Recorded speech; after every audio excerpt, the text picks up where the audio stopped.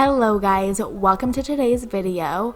We are going to be doing something really fun today. I'm going to be showing you guys how I make the headboard behind me.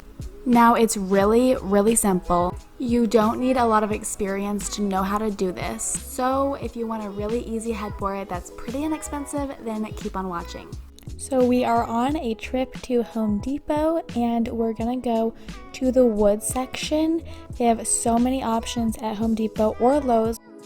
For my king size bed, our headboard that we were making was gonna be 24 inches high, so we were gonna use 4 6-inch pieces. If you don't have your own tools, don't worry, Home Depot will cut your wood for you.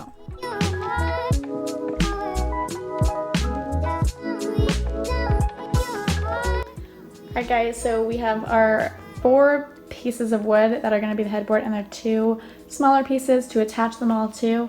And then we have some light wood stain in a natural color. And then we have some cloths that we're going to use on them. All the wood in the size we wanted actually was redwood, so we just used the natural stain to tone down the red, but you can use whatever color you like to make it match your room. So you want to lay out all the 4 big pieces next to each other, make sure they're all in line, and then measure from both ends to make sure both supports are equal distance from both sides.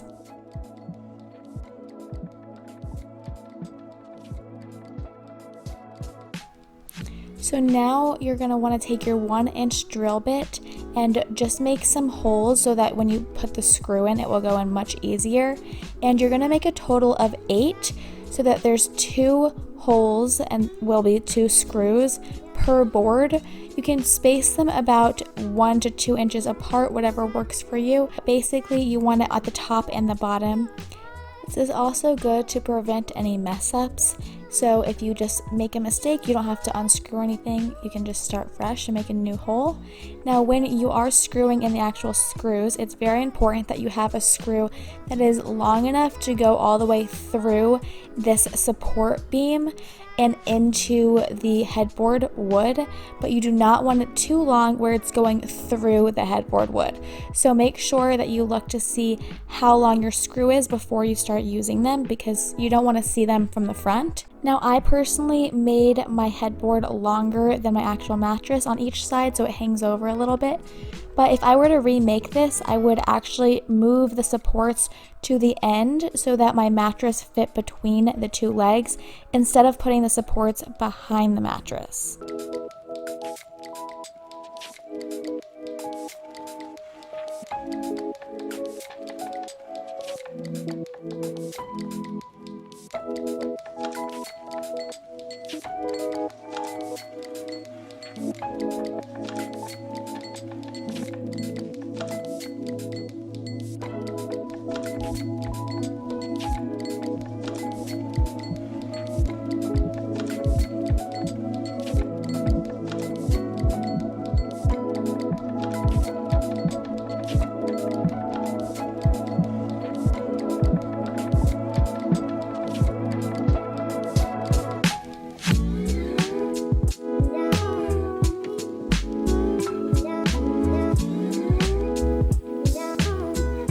Alright guys, I hope that you enjoyed watching this video. I hope that if you guys make this, it's really simple for you guys to do.